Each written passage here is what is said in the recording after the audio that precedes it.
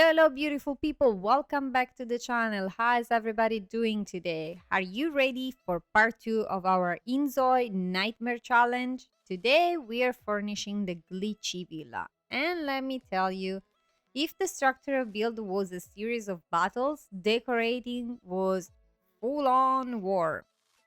They say every cloud has a silver line.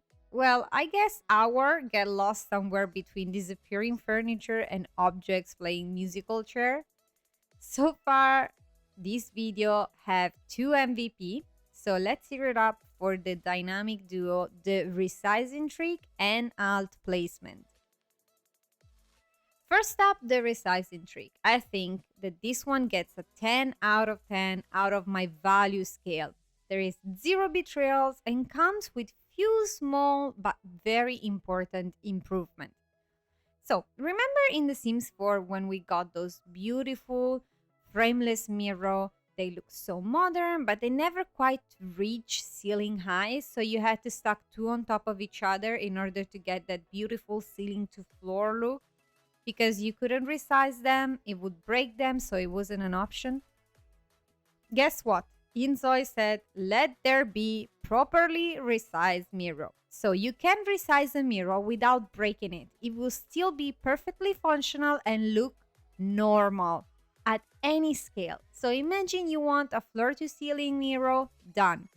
Perfect petite mirror, no problem. You like the huge mirror, but you don't have enough space, so you want to resize it because it will fit in your entranceway. You can. I love this feature. Once again, attention to details makes the difference. But the real game changer are surfaces, you guys.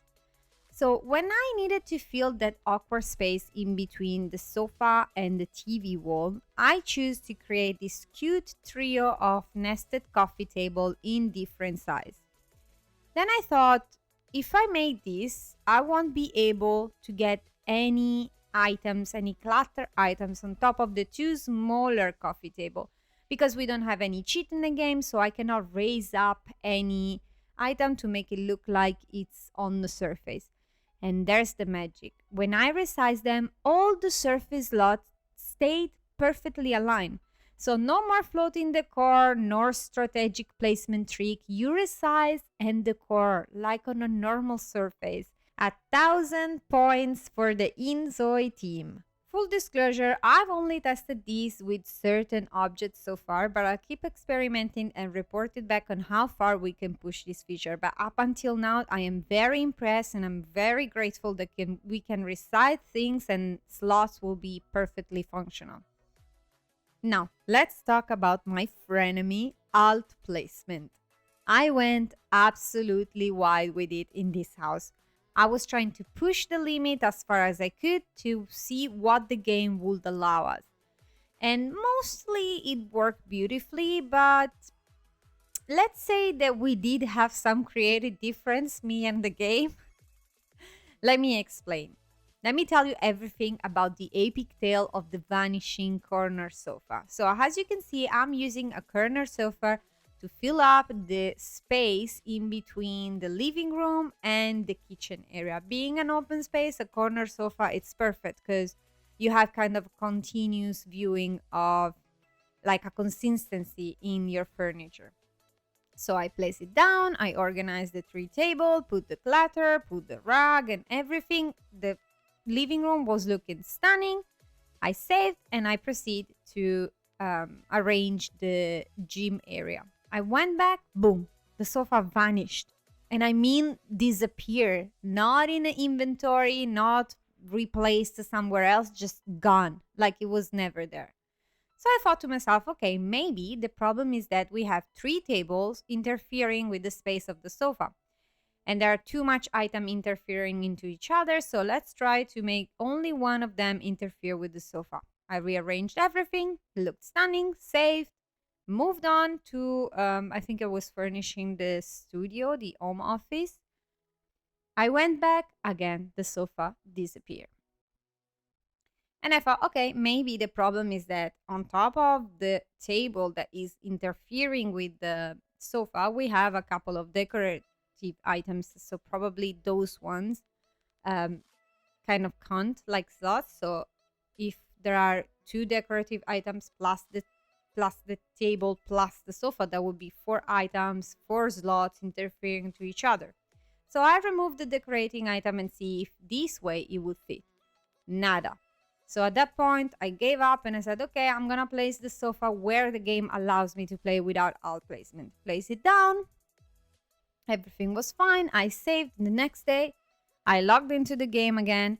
Boom, the sofa was gone. So at that point, I realized that inZOI wasn't bugging you guys. It was curating. That corner sofa, not approved for this location. So we compromised. I put down two smaller sofa, modern ish, not really my first choice, but hey, they stayed put. So moral of the story, sometimes inZOI gives, sometimes inZOI takes. So for that area, we had this kind of disagreement. While I wanted a big, cozy, comfy sofa, and the game said, no, this space is not for that. So moving on to the next bug, and that will be in the master bathroom. I wanted to create one of those fancy sink with the corner display area, but we don't really have NPCs yet in game, so I decided to take the piece that didn't have any sink on it and trying to squeeze it inside the one that has the sink on it and see if it worked. Everything was fine. I placed a couple of item decor base with some flour and those oil or soap or whatever they are, bathroom items, and done. Up until after the whole house was completed, I went back for screenshot and I found that the game decided to reallocate the vase on the floor, under the sink.